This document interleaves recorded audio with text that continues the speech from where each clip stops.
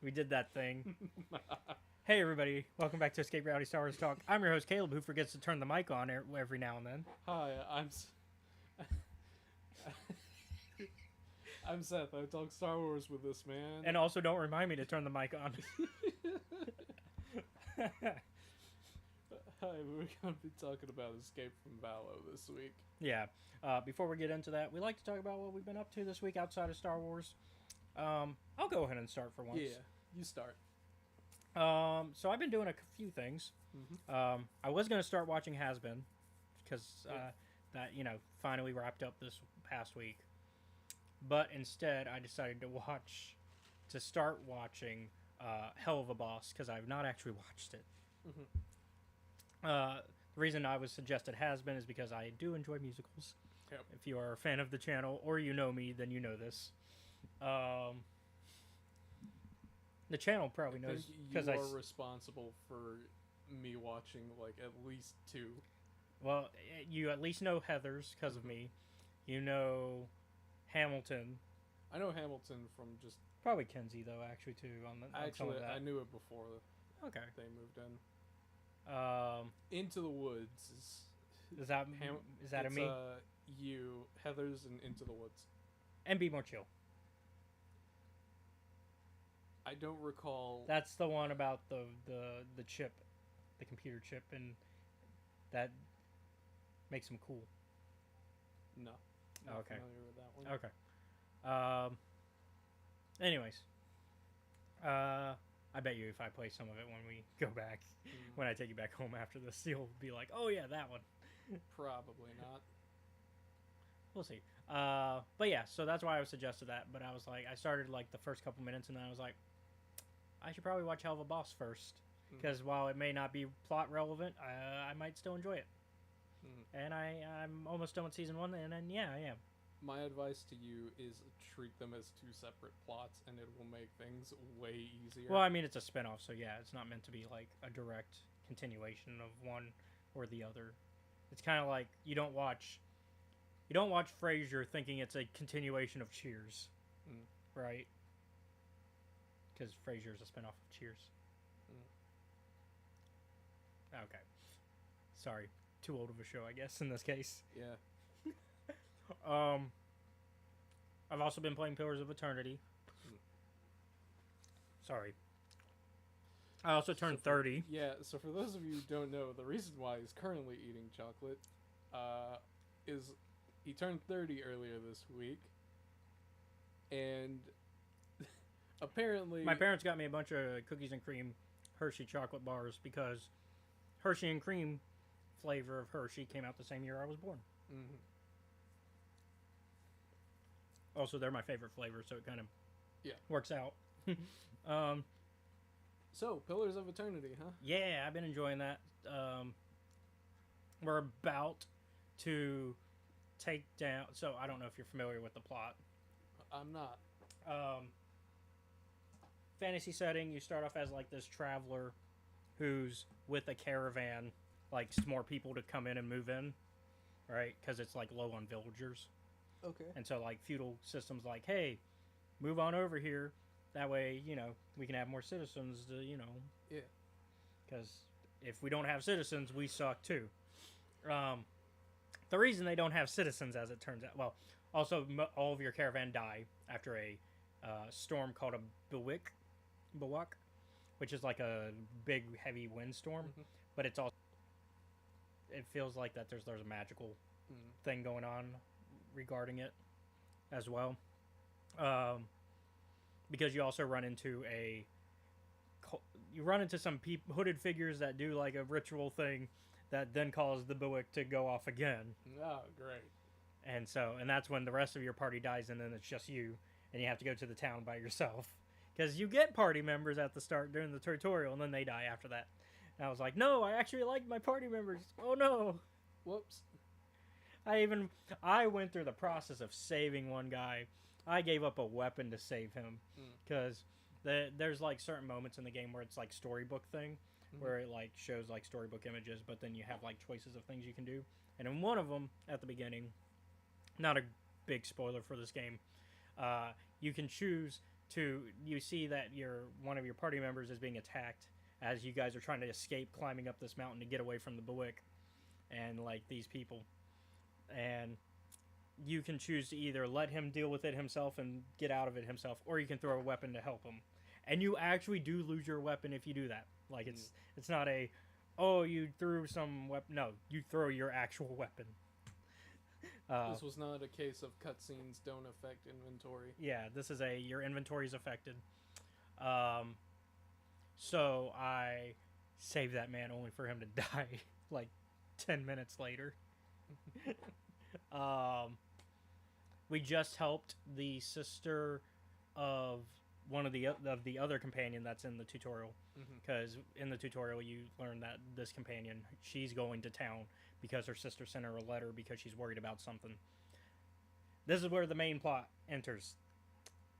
So souls are a very important thing in this universe. Okay. And it turns out that there is a thing such as soul decay. And this is important because in the universe of Pillars of Eternity, when people are born, it's basically reincarnation. So when somebody dies, that soul then gets transferred to a new person born. But of course, soul decay means that soul is slowly dying each time it happens. And this is important because then people can be born soulless. Which is viewed as a curse because of this war that recently happened. And the guy that's in charge of this town basically has been killing anybody that is born soulless, or at least suspected to be. Worships the old gods that were like part of that civilization before the war. And so the sister of the companion from the tutorial, turns out she's pregnant, and she is concerned that she might have a soulless child. So there's this hag that you go to basically give a potion to help like her feel like, to basically be like, guarantee that it won't be a soulless child, right? So that way her child isn't killed by this ruler. Well, I go there and I get this thing, and the hag's like, oh, but to be honest, like, I just really give hope. I don't really cure anything because there is no I can't cure the soul. It's like I can't fix that shit, man. She's like, I'm a medicine woman. I can heal like physical ailments and stuff. Yeah, I can't. She's like, I don't know what to do with it. I can't cure the soul. They're like, can you cure his soul? And is the hag like, what the fuck do you mean? No, she knows because like she's been selling like these things for a while. But she essentially gives us this potion for free because she's like, I feel bad. But also, don't tell her because, you know, maybe she'll be hopeful. Like, hope can be just as important as medicine is basically what she said. I still told the truth because I was just like, I'm playing a character that's like good, but also like I'm gonna be straightforward with you. I'm not gonna lie to you, especially in that case, because I feel like that's a touchy subject to lie about. So I was like, I'm gonna just tell the truth. I'm doing this blind for the most part. Like, I haven't looked up anything, so I'm not like, because sometimes for older games I'll look stuff up. But in this case, I kind of want to do blind, so I'm not really looking into anything outside of like I've seen Mortimum's Gaming. What, I forget his name. He's like does a lot of RPGs reviews. So I'd already seen it before, so I rewatched just his review, which was spoiler free because he also has a story thing where he goes over the whole story as a separate video. And so I rewatched that. And I was like, okay. So yeah, and now after telling the truth about that and leaving her house, we have now been recruited into a revolution against this ruler because, all right. Well, the important thing about our character now is that because of the storm, turned out we gained superpowers. Okay. We are now a thing called the Watcher, which we can actually see people's souls and like their previous lives when we interact with certain people, and we can even see like souls that are still haunting areas and see like the different things. And so we are a Watcher is what it's called. I don't know all of the implications of that yet because I'm still so early into the game. But I know that that's at least the basic stuff. so far that I've learned. But yeah, now I'm recruited into a revolution, essentially. It's more of an assassination plot. Because they want us to get rid of this guy. We've like talked to like a spokesman for the town Yeah. that like is a go-between, and he's kind of rude, but he provides information that I need. And he basically was like, yeah, he's currently worried about, like, when we first get there, he's like, yeah, he's currently worried about the birth of his child because that's coming up. So he's focused on that. But depending on how that goes, then you can talk to him about getting your own plot of land to live on. Within the next couple minutes of that, 3 bells go off declaring that the child has died. Damn. We don't know what specifically happened. We don't know if it's because the child was born soulless or there were complications with the pregnancy. We don't know. The game leaves that up to us not knowing. And then basically the next day after resting at the inn, because we're not given any land of our own, so we just stay at the inn. The next day, we basically talk to this guy, and he's like, yeah, you got to get out of town now, because he doesn't want any new comers to the town anymore, and he's in fact sending guards here to kick anybody out that he suspects either is soulless or is an immigrant. So you might want to get out of town while you can. Yeah. Like, you can... It's real nice of him to warn you. Only if you talk to him. Like, if you don't talk to him, you don't get this warning. But I talked to him because I was trying to figure stuff out anyways. And so yeah. Right now, I've done everything I can for that village because there were some side quests that I could do. Like, I helped with the old church that was beneath, where it turns out they had, like I said, they killed all the people that were involved with the previous religion. Mm-hmm. So I went into that church, got vengeance for one of the dead, because it turns out that they were betrayed by somebody. And so I didn't kill the other person. I was like, hey, you fucked up. You told us to go get their bodies and bring them out so you could give them proper burial, but you're the reason they died. And he's like, yeah, that's why I did it. I felt guilty. That's why I asked you to go get them so I can make it up to them. And I'm like, okay. I also helped with some weapon shipments, because the blacksmith, they had their weapon shipments cut off by some bandits. Did that. Like I said, I helped the sister of my previous companion. I've gotten 2 companions since then to replace my 2 companions. I got a elven wizard who said some foul things about some of the locals, but might be a mistranslation of what he said. Like, he's acting like I misheard him when he made a your mama joke. And he's like, no, you misheard me, and so did they. And I'm like, is this a language barrier thing? Is it like when elves talk, am I going to hear like still English but not like the correct translation? Or is he just trying to avoid the conversation that he made a your mama joke and got us into this fist fight to begin with? And then the other guy I ran into is a human priest who says that he already knew that we were a watcher. Which is something that, like, we shouldn't be, obviously, Sorry. Because of all this soul stuff, we obviously shouldn't just be declaring we're a watcher wherever we go. So it's like, so you already know, because like, his god told him, and I'm like, and you say you have stuff you want to talk to us about, and that's why you want to travel with us. Okay, so he's with us too. How do you know? The person upstairs told me. One of them. One of them. Anyway, so that's so far my Pillars of Eternity experience. We're now going to the bigger town that, like, we're supposed to go to, because we talked to one of the dead people on the tree, because she was like a healer similar to the hag lady, but she was more soul based, and so like she does like soulmancy or whatever it was called. I can't remember the exact term right now. And so she was like, you need to go to this town to find out more about being a watcher and what that means. So, because she's the one that told us, she was like, you're a watcher. And I'm like, what does that mean? Well, it means you can see souls. Also means you need to go here. I'm like, okay. So the world is kind of like, the game is built. It's very much Baldur's Gate 2 in design. It's real time with pause combat, like Baldur's Gate 1 and 2. It's a love letter to those type of games. It's Obsidian, so You like Obsidian. Okay. And so they're coming out with the reason I finally started playing Pillar. There's two of them. The reason I'm finally starting to play them is because their new game coming out, Avowed, is part of that.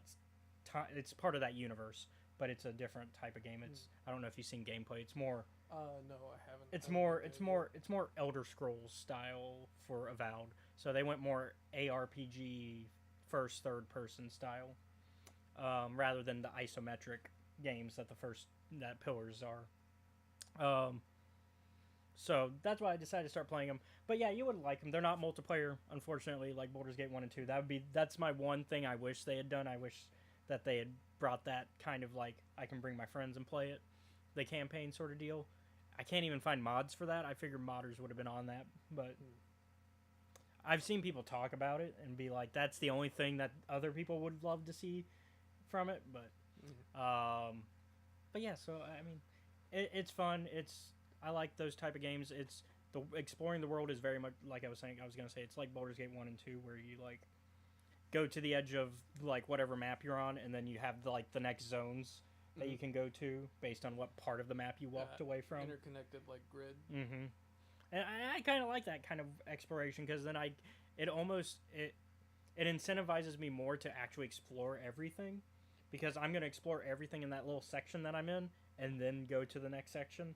Because it feels like, oh, this is a smaller piece. I can handle this chunk of exploring this. Versus, like, if they gave us the whole thing at once. Which, I don't mind games that do that as well, because it's just a game design thing. But I feel like it makes it easier to incentivize me exploring every little corner.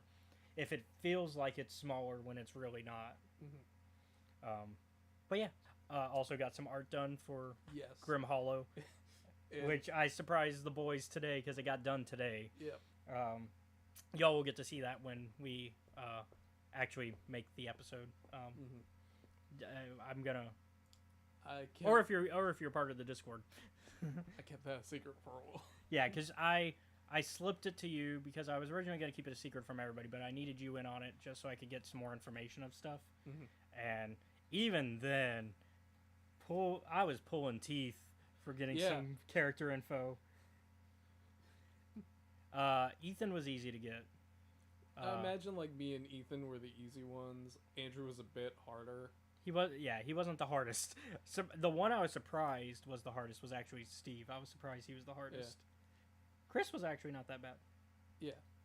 And even then, he didn't give me everything. I kind of just I ended up just not asking because a lot of it, like, I knew what Hume looked like beforehand. Yeah.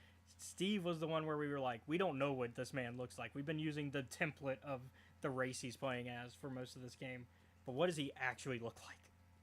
And so, and now we've got everybody's art piece. Everybody in the party, we've got all of their art pieces, and I remember Andrew pointing out, like you were over our when I picked you up, yeah, and Andrew hadn't seen them, and he popped open to take a look at. Yeah, he looked at all of them. Yeah, and he's like, Boone looks like Cassidy from Overwatch, and I. It's right. Actually, no, that's not the right one. No, that's right. Okay. Yeah. Well, he also looks. You mentioned the other one too. That was the name before the controversy stuff. I thought they switched the slogan then, because wasn't that? No, the High Noon thing is the same character. They didn't change that voice line. Oh, okay. They just changed voice actors. They changed voice actors and the character name. Got it. I'm not in the Overwatch community. I vaguely know about what's going on. There's some stuff. I know that they were serious allegations. That's all I know, and so I don't keep up with the characters that well. I don't know. I like the lore really. For that character a lot. Because for a game that I have never played, I know a decent amount about the lore. But speaking of games that I've played, it's your turn. So I went and I beat the Nuka World DLC in terms of like main missions. There's a few side ones that I didn't get to. But I'll so one of the missions that I did was basically, uh, so the girl that really likes Nuka-Cola from 3, right? Mm-hmm. She showed up as a character in the DLC for 4.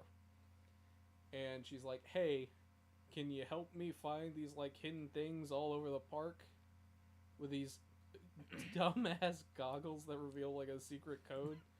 I was like, sure, why not, in the middle of this raider-infested territory that I guess I'm the boss of. And I start looking around, and I keep going to places where they should be, but I can't find them because they're hidden. So I go and I use a guide, because I'll try to do things on my own for a while. You know, just out of fairness sake. Yeah, I do this. Yeah, that's like if something becomes like an impossible task, then or like something that's gonna take more hours than I want to spend on it, then I'll look it up. But if I seem to be just coming across things pretty easily, then I'll leave it be. Mm-hmm. So I go around and I do that for a little bit, and I get all of the like little code things, and I'm like, all right, here you go, lady. And she's like, all right, I got the code to the door for the main inventor of Nuka-Cola's office. And it's like, all right, cool, let's go there. So we get in there, and we start looking around, and there's like a holo tape, and I listen to it, and it's like, oh, basically the Nuka-Cola guy, the Brad Burton, goes, hey, General, I know you're working on like a bunch of science shit. I want in on Project Cobalt. And it's in the general's like, are you sure, man? And he goes, yeah, man, who wouldn't want to live forever? And so I'm like, internally, ask any character from Highlander. The answer is nobody. Internally, I'm like, man, you did not think this through. So I go, like, eventually we find out, oh, there's like a little secret thing back here. A secret tunnel? Secret tunnel, yep. Secret Indeed. tunnel. So we go down, and there's like a little vault and elevator. We take the elevator down to the vault. And Sierra, the girl that's just obsessed with Nuka-Cola, is like, oh my god, the inventor of Nuka-Cola is right here, with his head plugged into a computer to live forever. I wonder where they got that idea from. Yeah, I know. Yeah, I mean, and so it's not like it's a popular theory about somebody. Yeah. Oh well. Oh well. Who knows? Where'd they get the idea of Nuka World in general from? And she's like, oh man, this is so awesome. Now I can like pick his brain about all this stuff about Nuka-Cola. Meanwhile, he's over here like, fucking kill me, please. Also, that was a great usage of that term in that moment. Picking his brain while he's a head in a jar. It's not really. Well, you know. It's a little bit of a jar. Yeah. Not, I mean, like, figuratively. Not, like, literally in a jar, you know. Not intentional on my part. It's still great. Anyways. Yeah. And so he's like, please kill me. And she's like, no, don't do it. He made this amazing thing that I really like. And I'm also like... But he wants to. Yeah. But the thing is, right? Here's what both of them try to use to convince you that you should side with them. Yeah. He goes, I have this fucking cool mini nuke launcher that I've designed to shoot Coca-Cola nukes. and her counter offer is, but I've got this special one-of-a-kind Nuka-Cola jumpsuit. And I'm like... Girl, I'm going to kill him. Yeah, your offer is not as good. Not because of the Nuka launcher, but because it's the right thing to do. Yeah. Unfortunately, the game doesn't give me an option to explain that's my reasoning. So I click on the one where I'm like, I agree with Brad Burton that since he wants to die. And instead of being like, man, all right, I got you, man. You probably had a hard time. Sierra, like, explains, and she's like, but wait, no, please. Meanwhile, my character turns to her and says, I want that goddamn Nuka launcher. That's not what he actually says, but it's that's like the feeling of it. Yeah. I think what he says is, I want that experimental weapon. Yeah. And she's like, I no, want the how gun. could you? I'm like, that's not why. The game, once again, Yeah, doesn't give me it doesn't give you a lot of options, yeah. opportunity to explain this. And so that happens. At least it didn't ruin your romance because your romance wasn't there. No, Kate would have fucking loved that. Also, I don't know what the fuck happened, but people got really flirty when I came back to the Commonwealth. A lot of people must have been happy that you killed Brad. No, I did a bunch of other stuff Okay. as well. Right now I'm traveling with Hank, his affinity up. Mm-hmm. I hope Nick resolve his issues, but we already talked about that. Shame that him and Dima being brothers is never going to be resolved because I accidentally got him killed. But no, that choice of having to kill him or not kind of reminds me of Fallout 1, actually, because there's that decision of... Yeah. Like you can. There's a very similar There's choice. another one in 3 where like the guy is growing into the tree, and 1 where it's like you can convince the master to kill himself. Because Fallout likes its things where like even if you are playing a good character, you then have to choose to kill somebody because it's the right decision in that moment. So Fallout really likes to kind of push your hand towards the trigger, so to speak. Sometimes. Other times it's like, man, fuck this evil bastard. He gets to stay locked up in this treasure vault forever. Because like Fallout 1's like that. That's why I brought up Fallout 1, because it's a more similar situation to that one, where it's like, oh, you are a monster and you don't realize it because that's the computer guy. I forget his name. That's the master. Yeah, the master's thing is one of the ways you can beat him is with like science and speech. Yeah. And it's explaining how like, yeah, sure, being a super mutant might be great and all, except for the one small fact that they're infertile.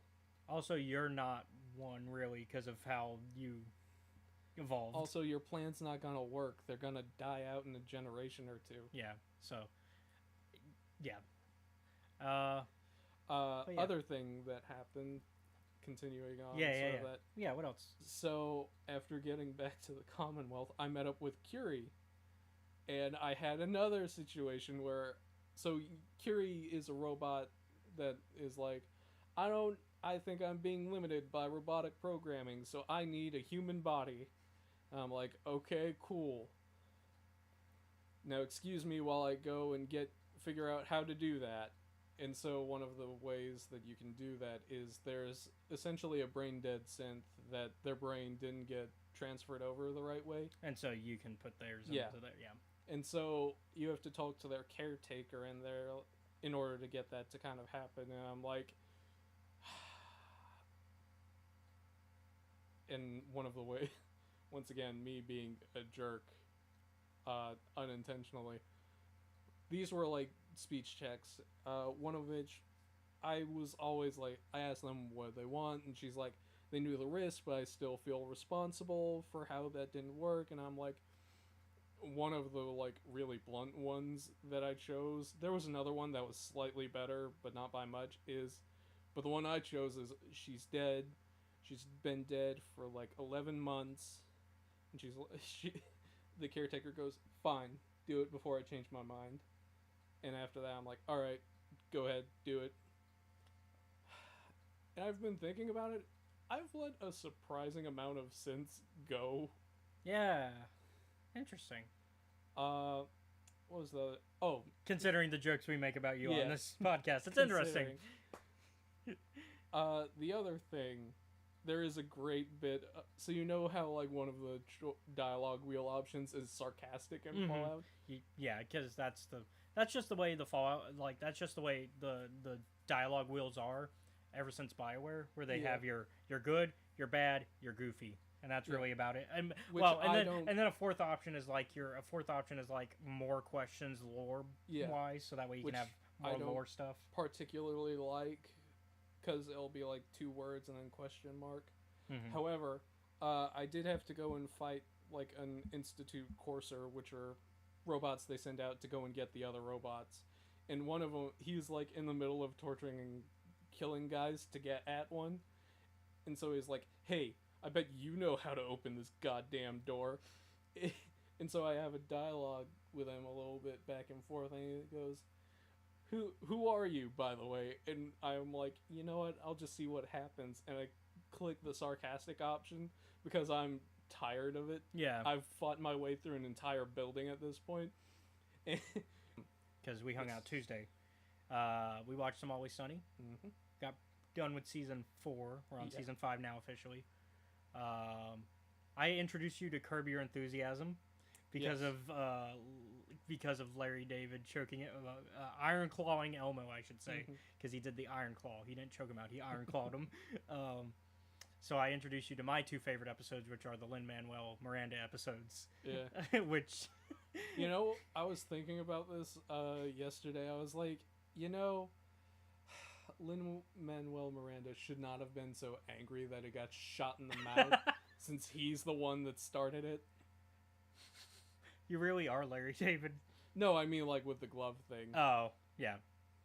I was gonna say before that it was just words. Because I joked that the joke amongst our group is that I am an old man. Yeah, and you're very much like, I feel like I've said that Larry David and Curb Your Enthusiasm is 90% correct on his arguments. It's how he goes about them, and I feel like though you would fight as fervently as he does though for a lot of those things. Though I feel like I got frustrated because some of the ways he goes about them are like inane. But it's also it's a comedy. Like it's a comedy. Yeah. But I'm also frustrated by some of the situations that he like puts himself in. Like even letting his the lady that sold him the house into his house to begin with. That would have been a non-starter. That's a nope, you moved out. Sorry. Yeah. I'm like just that's a non-starter. Also, locking his door. That's also an issue that he has. To learn how to lock a door. Because admittedly, it probably wouldn't have stopped her because he didn't change the locks. No. But it would have been at least an extra step that he could have taken. Also, changing his locks. Yeah, that would have been great. Yeah. You should always change your locks after you buy a house. Or, you know, getting a deadbolt. Yeah, always change your locks. Always change your locks. Also, like, yeah, and then, of course, pointing out actors because you thought somebody looked like somebody else. And then I was like... You were like, no, Seth, that's not the same actor. And then I pointed out somebody you did know, and you were like, are you fucking with me? I'm like, no, this is somebody you do know. Messing with me right now? No, this is Nick Offerman. And it is Nick Offerman. Yeah, it is. I love him as Cody. It's great. Hello. Hey, it's my dad. Yeah. Let's go ahead though. Yeah. And get into. We actually get into the let's get into some news. We actually have some news this week. We do. So in gaming news, Disney has acquired $1.5 billion in equity stake with Epic Games. As in, you know, the owners of Fortnite. Oh, okay. And we already know what they plan to do with it, because they've talked about it already. They have made it clear that they plan to essentially create the Oasis from Ready Player One, but through Fortnite. Okay. So, but without the VR also, without the VR. Although I wouldn't put it past them at some point to add that as a feature. But for Disney branding specifically, so it's specifically Disney branded. Think of it essentially as a larger budget version of Disney Infinity, but without having to use the toys, if you remember Disney Infinity. I do not. Do you remember... What was the name of that Spyro spin-off game that started that craze? It's the reason that all these companies started doing it. Nintendo did it too, with the Amiibos. I know the kind of like toys you're talking about. Yeah. I just don't remember what they were. Yeah, because Nintendo did Amiibos, and then Spyro was the one that started it though. Was it Skylanders? Yes, it was Skylanders. Skylanders started that trend. Ooh. And then Amiibo became really popular. I think Disney was like pretty quick on it. Like I think they were like right behind them with Infinity. And then Lego did it as well. And then the only one that lasted is Amiibo. Even I think Amiibos are still, I think they finally last year or the year before stopped doing the Amiibo thing. Like it was pretty recent compared to the others. They tried Disney Infinity 3 times. So they launched it, and then they did 2.0, which added Marvel stuff. and then 3.0 added Star Wars stuff, but it was more cartoony, toy looking, right? This would be more realistic looking, and the idea that they've talked about throwing around is that you could maybe even watch Disney Plus from inside Fortnite, because like Fortnite's becoming less of a actual game on its own, but becoming more of a platform for other games. Because like right now, you can play a racing game in Fortnite. You can do like it's becoming its own platform rather than the game Tori itself. And Drew play a lot of games on there. Yeah, and there's I don't know I can what see the fuck is going on. I get why it can be interesting, because I think Fortnite's cartoony graphics kind of work in its favor. Like it's not too cartoony, but it's not too realistic. I mean, now they've got the Lego Fortnite, which I think is like also I like Lego Fortnite. It's a little fun. I mean, if you like Minecraft, then you'll like Lego Fortnite because it's the same idea, except now you can also potentially be your favorite brand of characters. Like in my case, I use the Ahsoka clone trooper skin for my Lego character, because not all of your skins translate to Lego. That's something I think they're slowly trying to do, but most of them do. And so I would like to see the more mainline Star Wars characters get transitioned, but anyway, so I see what Disney's going for here. I'm curious to see how it turns out. I'm not gonna hop on the bus immediately for it and go, oh, this is a great idea. I could see how this works though for them in the long run. We're also talking about a company that has like one of the most sought after engines for a while, because Epic's the one that has Unreal, right? If I remember correctly. I'm not sure. I want to make sure I get the right one. Sorry, I'm doing producer stuff, and yes, Unreal Engine. Okay. So, one of the most popular video game engines ever. Oh, that reminds me. Have you seen like the new not reveal trailer, but the engine trailer? Oh, for 5? Yeah. I have not. Oh, it's great. Yeah. It's great if you need like some horror stuff, because it actually looks really fucking good. Yeah. No, I've seen how good it looks, because I remember seeing the Rain one that somebody did where they made it looked like an actual, like somebody just took a camera and was looking right outside at Rain and this wasn't animated, and I'm like, geez.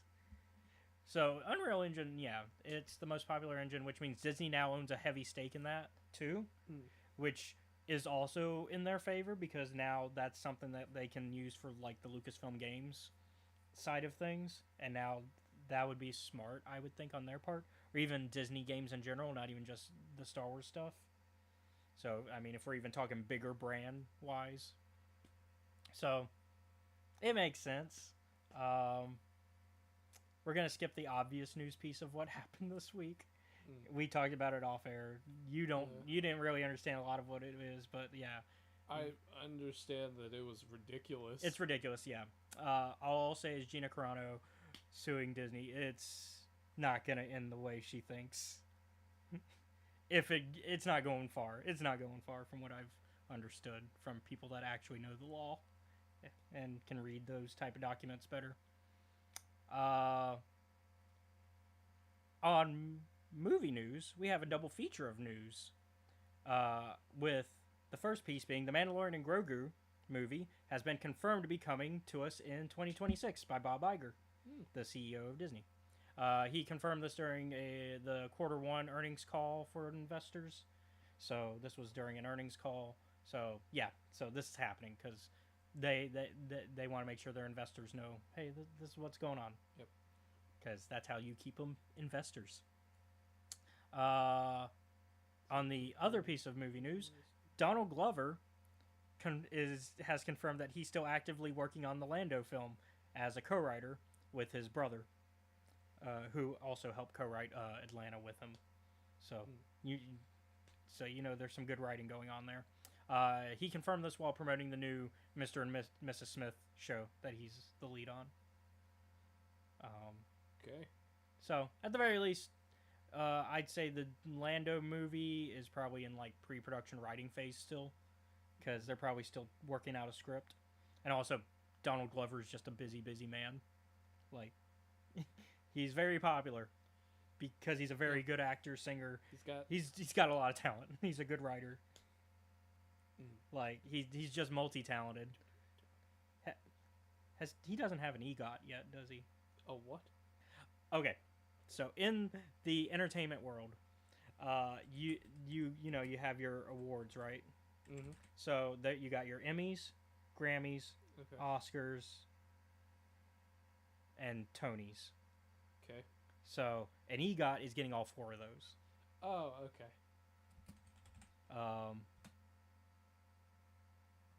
He's probably got. I would say he's probably got. I think he's got his Emmy, because I think he got it for Atlanta. I think he has his Grammy, and he probably has his Oscar. The only thing he's missing is a Tony, but he's never. I don't think he's done stage acting, because the Tony's more for like Broadway stage acting. So I think that's the only one he'd be missing. He's a really talented guy, though, is my main point with that. Like, it wouldn't surprise me. Like, if he's got the ego, at least, and not the Tony.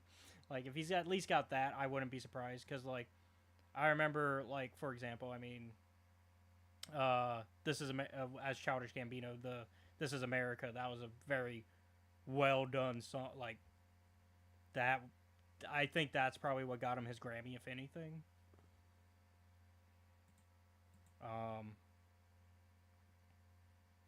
Let's see.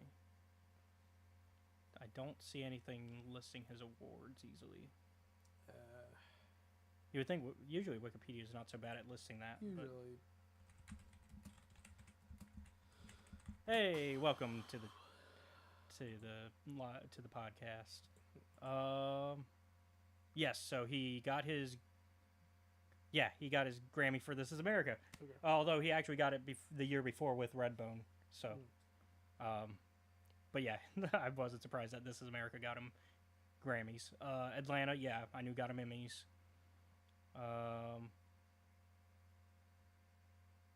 He has not gotten an Oscar yet. That I see, anyways. Yeah, no Oscar. Hasn't even been nominated. Strange. So, he's missing the O and the T. It'll get there. It'll get there. He's gonna get there. He's gonna get there. He's got that. Anyways, so all I'm saying though is, at least on Star Wars films, things are in a good place. So if you want to help us out on the channel, we do actually have a Patreon. Usually we talk about it at the end of the show. But that is a way to support us, is through our Patreon, which is linked down below if you're watching on YouTube. So it's going to be linked down below. And there's different levels. And you get different things with each level. So the $1, yeah. So thank you. But yeah, so I think, so we got stuff to look forward to. 2026 is not that far away. That's only 2 years. Yep. That means they're probably done with the script. I would certainly hope so. Well, because if they're saying 2026, that means I think we talked about this. We talked about that they were done with pre-production, like, because they were talking about they were going into production a couple weeks ago. I think we talked about, and so that means that they're probably filming or about to film. So, yeah, that would be my guess. Is that they're probably about to film this year, do some posts. They'll probably start filming near the end of this year with the 2026 release date. So they're probably still working out some pre-production stuff, but the script is done. The script would probably be done at this point if they're that confident to give a 2026 release date. It makes sense, though, that, like I said, Donald Glover's busy. They can't even get him for the Community movie yet, and that's something he said he doesn't want to do. So, and I think that would be... I don't know if he'd do that before Orlando. So, we'll see. And also, Mr. and Mrs. Smith is doing well. They'll probably get a season 2 because it's actually been a good show from what I've heard. It's on my list because it's a remake of the movie. But from what I heard, it's got some really good writing, some really good stuff that's a little bit deeper than what the original movie was. So yeah, I was confused about that. Yeah, you were like, "What's he doing on something as goofy as that?" No, it's a little bit more serious. Where y'all? Cop shows up at the door. What are y'all doing? Redecorating. It's a funny movie, but yeah. It's like, yeah. Last thing. This one's less of a big piece of news. This is more of a fun thing. So we timed our Phantom Menace review off by a week. I don't make the dates. You do. The reason I say this is that this week they announced that it's returning to theaters for May 3rd as part of the 25th anniversary, because Phantom Menace is 25 this year. We actually timed the season well on that one. We actually timed it well for that part. And by timed, I mean it's coincidence. Same thing with the reviewing it last week. This is all coincidence. But it's going to be for a limited run, of course. They even designed some new posters for it, which looked awesome. I suggest looking those up. They look really good. And then Empire Magazine is doing a spread that's discussing the entire prequel trilogy, and that's going to be coming out later this week. They showed some promotional pieces from it, so they showed the covers, which with it being Empire, they got a couple covers, because they usually do like a couple covers for a big story. And then they showed some of the art or some of the pictures they took for some of the other photo sets that they did. Like they brought Hayden in to do some photos, and Ewan and a lot of the original actors. People are excited to hear Natalie Portman talk Star Wars again, because she's pretty much been quiet since the prequels ended about Star Wars, and so they said they got everybody. So that would be interesting to hear her thoughts on it this far out now. Yeah. And so, because it's not been quite 20 years for Revenge, it's 19 still, because Revenge was 2005. So, not quite 20 years since the trilogy ended, but reminding you your age, huh? Must be even worse for you. Just that I watched all except Phantom Menace in theaters. Yeah, I remember seeing Phantom Menace, not Phantom Menace. Revenge. That would have been a weird one for me. Revenge of the Sith in theaters. Yeah. So that was a real intense movie to take a 6-year-old to. It was the first PG-13 Star Wars film. Mm-hmm. Because the others were PG up to that point. And so, yeah, so there's a lot of cool stuff this year I think is interesting. I'm curious to see what else Star Wars itself does to celebrate the 25th. We'll probably get some Star Wars Insider short stories knowing them. But yeah, so that's it for the news. Let's get into the main topic. The part I did not make notes for. High Republic, we're back. Escape from Valo, we're back to Valo as well. Yep. So, obviously, spoiler warning. This book only came out a couple weeks ago. So, if you want the quick of it, if you like High Republic stuff, you'll like this book. If you don't like High Republic stuff and you like Star Wars, you might like this book. Daniel Jose Older and Alyssa Wong. Yeah, two writers that we love on this channel. And I don't want to forget the illustrator. Yeah, the illustrator, because the art in this book is also really good. Trying to find out where the I think it's on is. I can find it. It should be. I know they wrote an about them section. That's the acknowledgements. It's gonna be a little bit before that. Peter Antonson. Yeah, Peter Antonson. Great art. Loved it. Thank you. So, and of course we love Daniel Jose Older. Yeah. We love Alyssa Wong because she writes the Dr. Aphra stuff. Is also the basis of Crash, according to DJO. So let's get into it. So we go back to Valo. Mm-hmm. We're not gonna do a plot by plot, but let's. Welcome to Valo. Things are bad here. Yeah, Nihil, every day on the streets. So from my understanding of it, this is still a little bit before the ending of Eye of the Storm. At least that's how it feels like. But it's hard to tell because you don't get a lot of off of Valo interaction with what's going on. But because we get the most we get. I think they say it's been 11 months. Yeah, so that means it would still have to be before. Yeah. Well, no, it's a year. It's still the year, so it's that same year, because they're celebrating the anniversary of Starlight Beacon falling at the beginning, the Nihil are. Yeah. Which I thought was actually I disagree with that being the celebration. or at least the name of it, because he calls it the Dark Fair, and I'm like, bro, the Dark Fair should have been like your anniversary celebration for the Valo Republic Fair going badly. Why are you? It would have been the second anniversary for that, because they mentioned that it's been 2 years since that, because it's a year between that and Starlight falling, and then a year again between that and Phase 3 starting. So, I disagree with him. But we also learned Vark, the guy in charge of the Nihil there, is an idiot. Yeah. I think my favorite joke that they start doing near the last half of the book is when they make fun of his monologuing. Like, he starts every encounter with our protagonist with, come out now and I'll kill you quickly. It's come out, we've got you surrounded, you'll die quickly, or whatever, blah, blah, blah.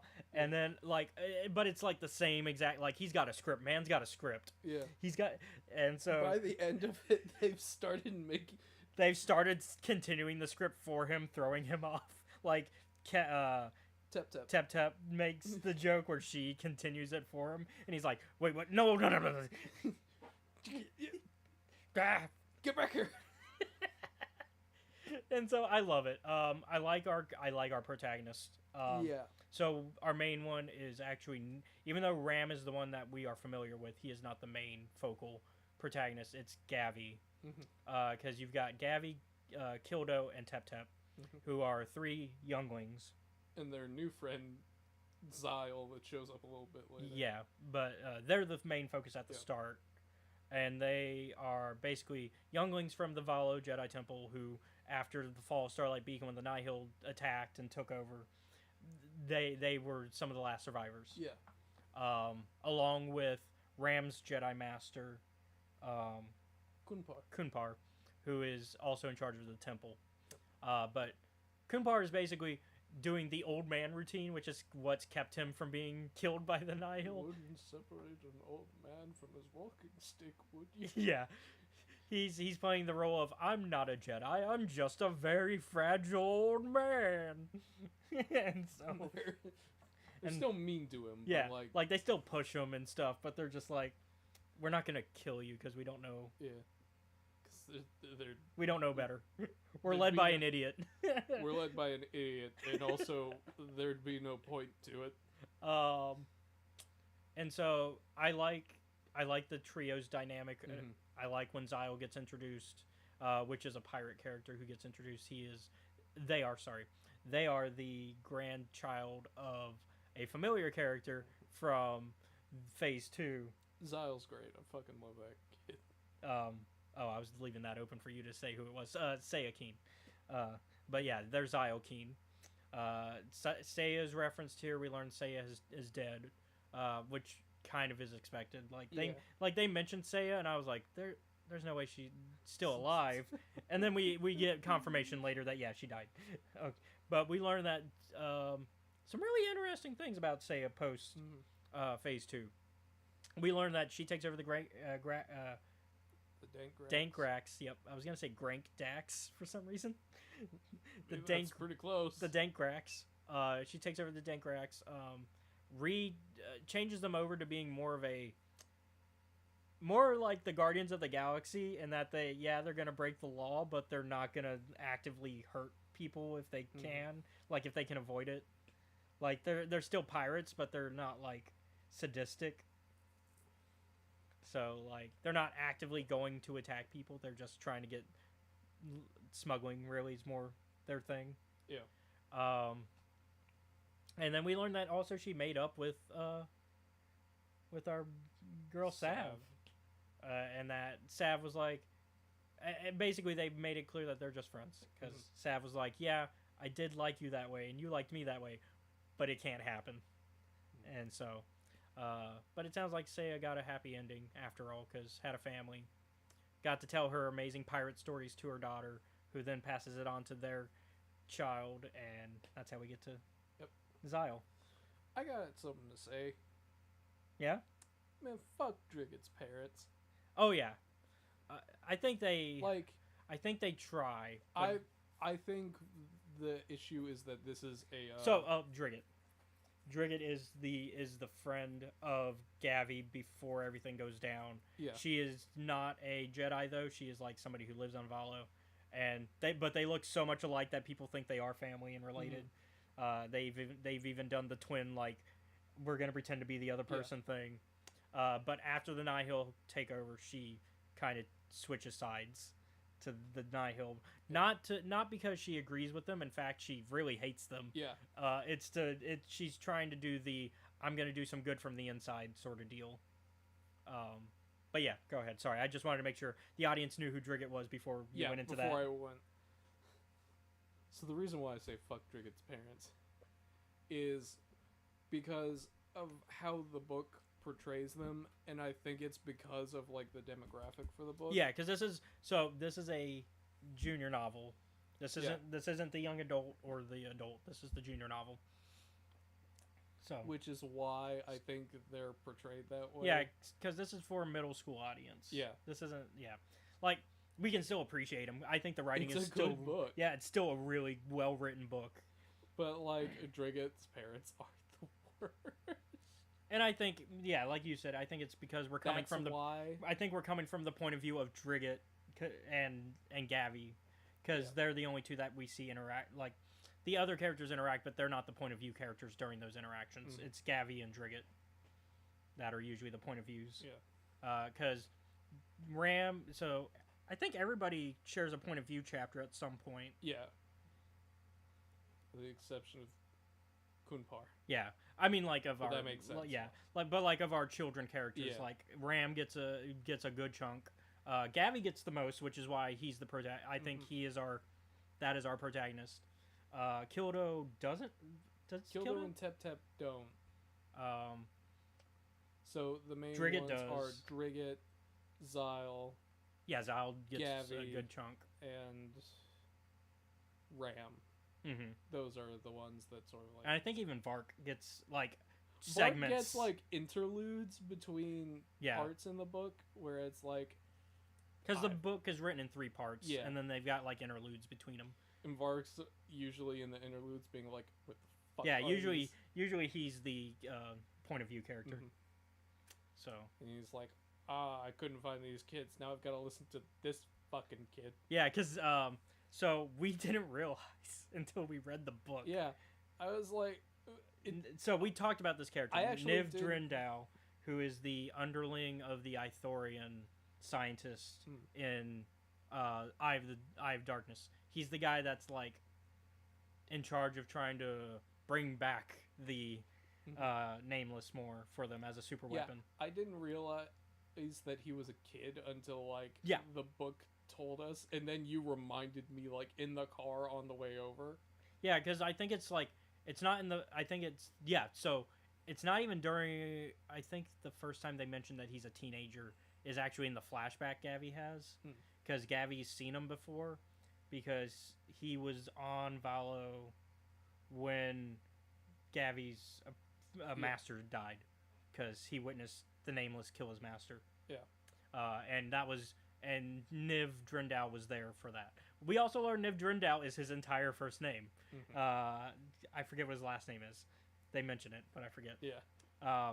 Because that becomes a joke that Vark is like hesitant to be like, oh, why do you have 2 last names? That reminds me, I had a dumb brain joke moment about like the Nameless they has with him, Grendrick. Mm-hmm. And at one point my brain went, so is that Grendrick's first or last name?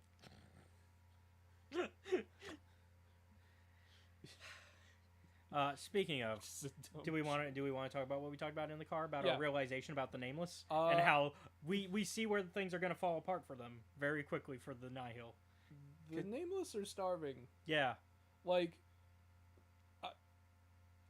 so because of where they are from and how ambient the Force is there, them being taken out of it, no wonder they just consume Force users whole.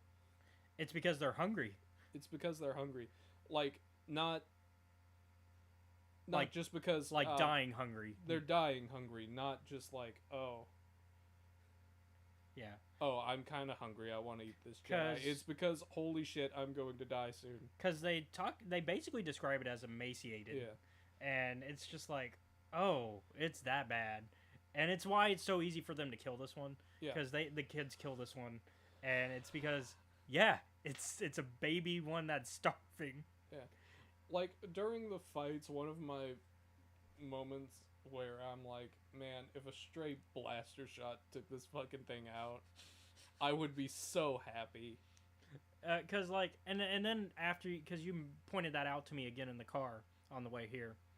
And I thought about it more, and I was like, yeah, in all the illustrations, I'm realizing, like, they almost always look starving. Yeah. Like, they almost never look like a creature that's, like, eaten. They Emaciated. always look emaciated. Yeah. And it's like, some of them do look a little bit more beefy and like they've had a good meal, but like, most of them don't. And the reason why Grindrek is special is he's the first one born in captivity that stayed alive long enough for them to figure out, like, how do we keep them alive. Which it turns out it's medical, it's the micropram is what it's called. But essentially it's like concealer, I think. Yeah, it's like de-aging cream, essentially. Yeah, basically. It's de-aging cream. Which is kind of funny. The de-aging cream keeps them from dying. But it's also used for other things. Like, they point out, like, it's, like, because they originally think it's a back to shipment that they're trying to get to. Because they're like... That's what everyone else is trying to get to. Yeah. Like, they think that that's, like, what everybody... Because, so our pirates are after that. That's what our Jedi are after. That's what the pirates and the Jedi are after. And they think, at first, that that's what the Nihil are after until they figure out... That's what the rest of the Nihil are after. Niv is the one that wants the micropram. Yeah. And so, because there was a ship that crashed there during the Innovator. The Innovator, it crashed during the... Was it during the fair, or was it during the battle? I think it was during the battle. Okay. So, a year ago. Yeah. So yeah, during the battle, it crashed, and it sank into the lake there. Yeah. And so, the big problems that come up are, how do we get to it? And then, how do we get what we want and get out safely? They solved most of that problem with... We use Ram's very special spaceship. Yep. Because he basically has pimped his ride. Motherfucker has a drill ship. Yeah. From in the way back during the Forever War. Yeah. The other thing that they use is the other ship that it turns out Gavi's been keeping secret. Yeah. Because Gavi is having a moment. He's been repairing it, but while he's been repairing it, he's like, it's only gonna fit 2 people at most. And the choices he's having to make is, do I get Tep Tep or Kildo out of here? Or do I let them go and I stay? Yeah. And I'm like, oh, kid. And of course... That is a fucked thing. And of course, we're talking about 14, 15-year-olds, and in Tep Tep's case, 13 maybe? Maybe 12? Because Tep Tep is the baby of the group. Mm-hmm. So, like, I imagine she's, like, 2 or 3 years younger. Zyle figures out where the ship is, and they have, like, a Well, because it turns out he's tracking all the Jedi. Because he puts trackers in all their robes. Yeah. And Zyle and Gavi have, like, a knockdown, drag-out fist fight. This was leading up, though, even before that. They were... Zyle is like, I'm not trying to fucking steal Kildo from you. Yeah, because that's one of the things. Because that's why... Because Gavi doesn't trust... Well, 1, doesn't trust Zyle because they're a pirate. Yeah. 2, they think that they're flirting with Kildo, and Gavi definitely has a absolutely not obvious at all crush on Kildo. No, very obvious. It's very obvious. Meanwhile, Gavi is also struggling with using the Force. The Force, and they saw their master get fucking husked in front of them. Yeah, and we're like point blank. Yeah, they were within the range too of the Nameless too, so like they could have easily been next. Been able to use the Force for like a while.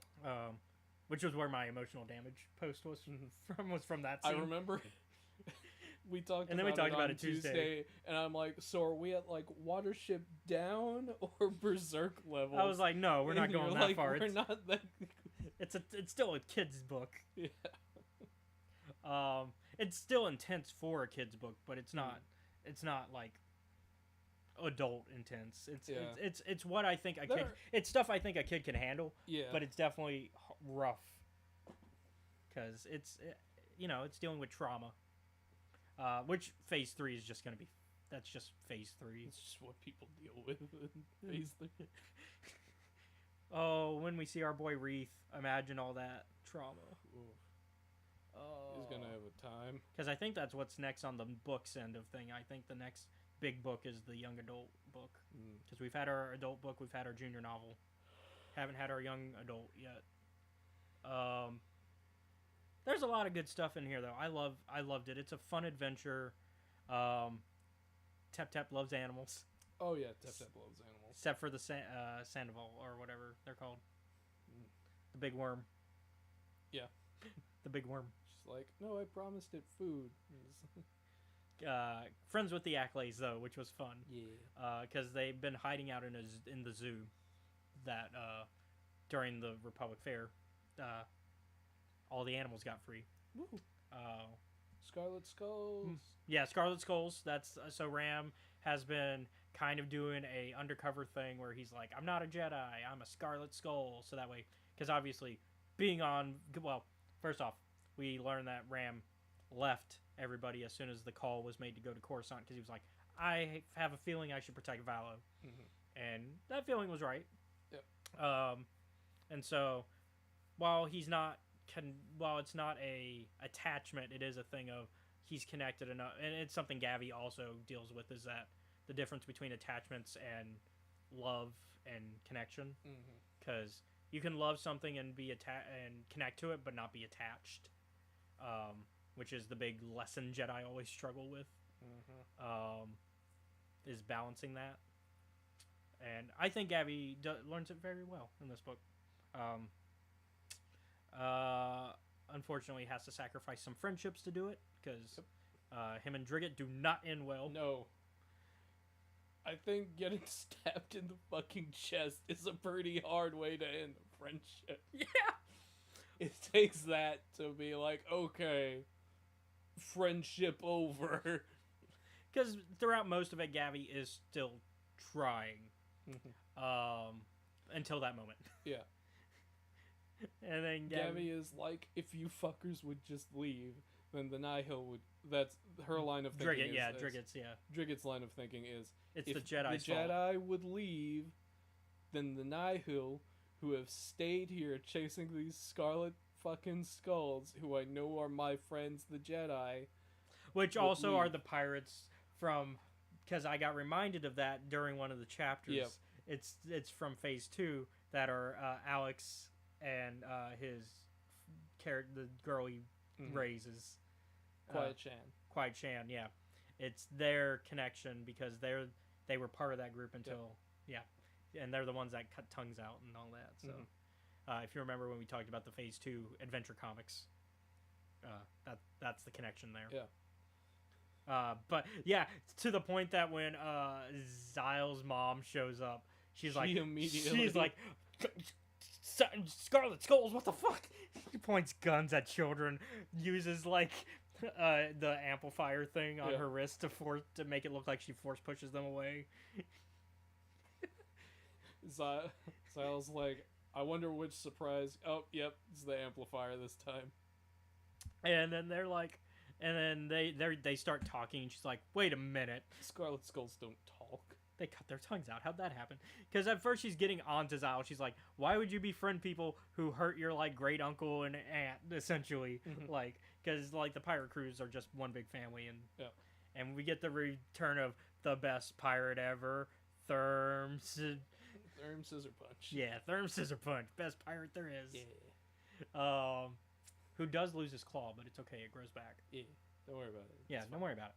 And his parole officer, who's now a pirate, is also in this one because they're like, oh yeah, he's a pirate now. Yep. Because that's kind of the feeling I got at the end of Adventures in Phase 2 anyways, is that any of the pirate hunters became pirates because they just kind of it's a fun adventure, really. It's just it provides some levity that is needed, because otherwise Phase 3 is just gonna be it's gonna be tiring real quick if there wasn't this levity. Um, it's still there's still drama and still impact that we get from phase one, but and we start to see where phase one and phase two are kind of tying in, because that's the other thing is like I feel while the Eye of Darkness is a great start to the adult end of phase three, it didn't have a lot of payoff for any phase two. It had some payoff, but not a lot. And I don't expect everything from phase two to pay off immediately, but there was like almost no payoff for phase two stuff. I felt like, whereas I started to feel a lot of the payoff. But now, of course, that's also because DJO and Alyssa Wong also have a heavy hand with Kevin Scott when it comes to writing the adventure stuff. So that's why there's so much adventures ties in. That's why like we get our pirate cruise. So that makes sense. Because DJO tends to do very well at tying everything into everything he's written, at least. Because that's what I've noticed. I am liking the pairing of writers. Because they started testing that in phase two. Phase one, they very much gave everybody just their own thing. And then phase two, they started doing pairings. I didn't know if you noticed that. Yeah, there were... And there were some stronger pairings than others. But I think they're figuring it out, because phase three, we've gotten pairing again, and I think it worked really well. But also, they worked with each other before, so that's the other thing. So, like, it makes sense that DJO and Alyssa could knock it out of the park. I'd give it a strong 8. Yeah, it's a strong 8. This is a great start for phase 3 for the young adult, or for the junior novels rather. Great art, great fun story. We have a villain for hopefully the trilogy, because Niv survives. Yeah. Drigget is planning to. Drigget is scheming. To put it mildly, that kid has hate in her heart for the Nihil. And she is she's playing chess. And so the way I read it is Niv is also, so she's probably so she's got to be the same age as Gavi.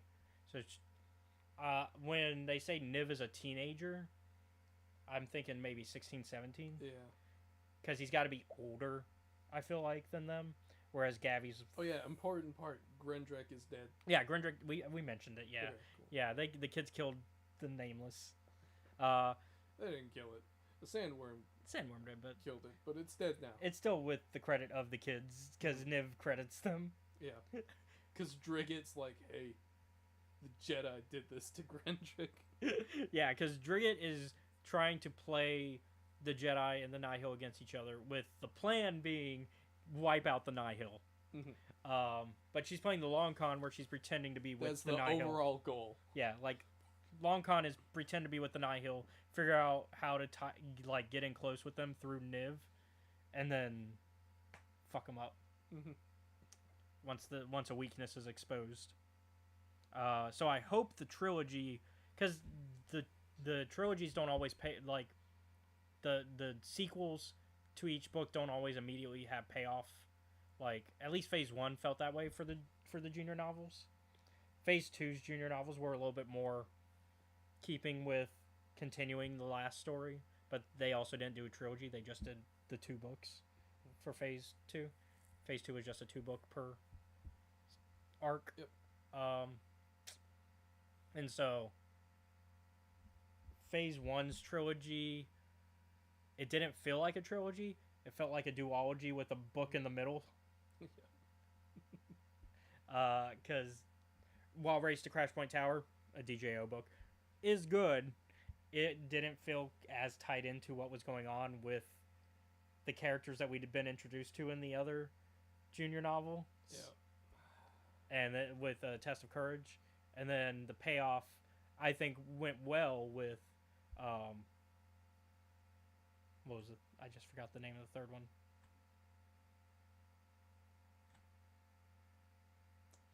It's the one with the ice skaters. not. I know because it takes. Sorry, we sometimes God damn it. High Republic Phase 1. junior novels. Mission to Disaster. That's what it was. Yep. Yeah, because they did 2 mission books because it was Mission to Disaster and then the mission. Midnight Horizon. There were 2 M1s. Because they were both the third wave of Phase 1. But yeah, Mission to Disaster. That one felt more like a sequel to A Test of Courage. I'm hoping they do it more focused where the next book is a direct sequel to this. Maybe not like immediate direct, because obviously we got the comics and stuff in between. But like, let it be about Gavi and Kildo and Tep Tep and Niv and Drigget. Sure, there can be stuff in the comics that explains some stuff that happens in between those books. I'm fine with that. It's just make sure that the focus is those characters is what I would like to see. I won't be mad. I'm not gonna be mad about it. Like, I still liked Phase 1, even with that kind of awkwardness in the middle of how they did that. Because, like I said, Race to Crash Point Tower is still a good book. I just felt confused that was the direction they went. So I'm interested. But yeah, that's it for Escape from Valo.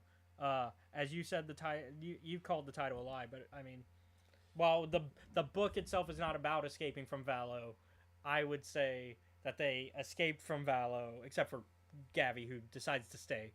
Yeah. Gavi decides to stay to continue the legacy of being the Scarlet Skull, while everybody else goes off to protect other people in the Occlusion Zone. And then Drigget and Niv's plan is to get out of the Occlusion Zone, which I'm curious to see how that pays off. Because I don't think we've seen anybody leave the... Well, no, that's not true. We've seen people leave the Occlusion Zone. Because I Have Darkness, we see a few people leave. But that's, like, near the end of the... Like,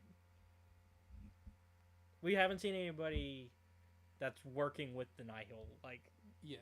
Like, we haven't seen somebody that's trying to fuck up the Nihil while still with Nihil Overwatch do it. Yeah. It's mostly been we snuck out or we found like a back route sort of deal. It's never been like, oh, we did it in front of their faces.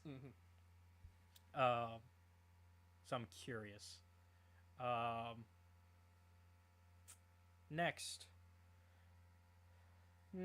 week. Yeah, what we looking at? We got a mini series, comic book. We got Anakin and Obi-Wan, which is one that I've heavily talked about how good it is. I've talked about it on the show and on my TikToks about how good it is. We're gonna get to see creepy Palpatine, very creepy Palpatine.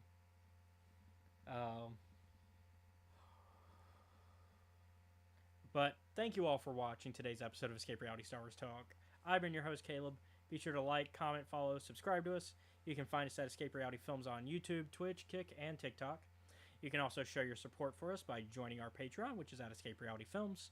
Shout out to Jennifer Brantley. Yo.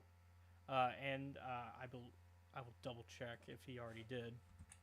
Because if he did, I would like to give a shout out to you because you brought it up earlier. Because it seemed like he was interested.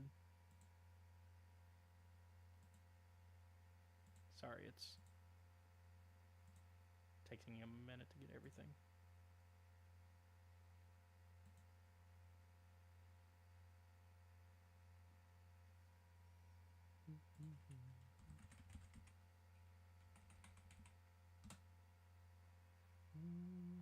Let's see. Because if we have a new Patreon member, I do want to... Nope, we don't. Okay. Not yet. But, yeah, so shout out to Jennifer Brantley, as I said. There you can watch our YouTube content before it's publicly available. And we have all the Grim Hollow Boom Boys episodes are still up there. So there's a lot of episodes there that you can watch that aren't publicly available yet. Acquisitions Incorporated still has the the beginning of the new arc, which I've been showing some art from. I posted yesterday on TikTok and YouTube Shorts. Runara, a character that's an NPC that's showing up in the next arc. I'm gonna be counting down. I'm gonna probably post another one either today or tomorrow, and that's kind of like promoting that we're gonna be starting the new arc soon. That's gonna go live on YouTube on the 12th, I believe. No, the 13th. 13th, Tuesday. Sorry, 12th I'd be streaming. So 13th. So on the 13th, you'll get, if you aren't a Patreon member, that's when you can watch it. But we'll also be filming another one soon. But yeah, that's all for $5 a month right there. You can also find me on Twitter at EscapeReality94 and Facebook, Instagram, and Threads at Caleb.Lockwood. You can also join our Discord where you can come hang out with us, be a part of our community, listen to the D&D games when we play them. So you can be even ahead of the Patreon members if you do that. So that's how you beat the Patreon members to the D&D content. You'd even be able to see the artwork that we got done for Boom Boys. I plan to do more stuff for acquisitions. We have some art for acquisitions that we got through the same artist, actually. Credit to goes to Anastasia Vlasova. Great artist there. Yeah, speaking of D&D, go ahead and give your thing, and I will give our thing that we're talking about next week. Okay. You can catch me and some friends of ours every Sunday from 5 to 7 Central Standard Time over at the Steam Dungeon on YouTube at Trials of Nebu. Well, thanks to some pre-planning on my part for me not being there, we choked out a priest. And currently negotiations are going on between, apparently there's a bit of a internal conflict within the Church of Light. Oh. And they're asking us, some of us, for help. Meanwhile, the rest of us are also trying to finish off assassinating this Admiral lady. We just need to find where she is in the cart. And we're gonna get the fuck out of there. Finally. And hopefully they'll be dead. I can get the job done. They escaped from, like, the storm god that they made mad. And Pakari will get her people's artifact back. Yay. Meanwhile, the raid happening in another city is going pretty well. They're doing good. That's good. We'll see how the rest of it resolves. Hopefully tomorrow. Yeah. So, like you said, that's Steam Dungeon. Steam Dungeon, YouTube, Trials of Nebu, 5 to 7 Central Standard Time. And that's linked down below if you're watching on YouTube. Mm-hmm. So yeah, that's, once again, thank you all for watching. Join us next week where we will talk about the comic miniseries Anakin and Obi-Wan, or Obi-Wan and Anakin. I wrote that wrong in my notes. Creepy Palpatine. I have spoken. Y'all be safe now.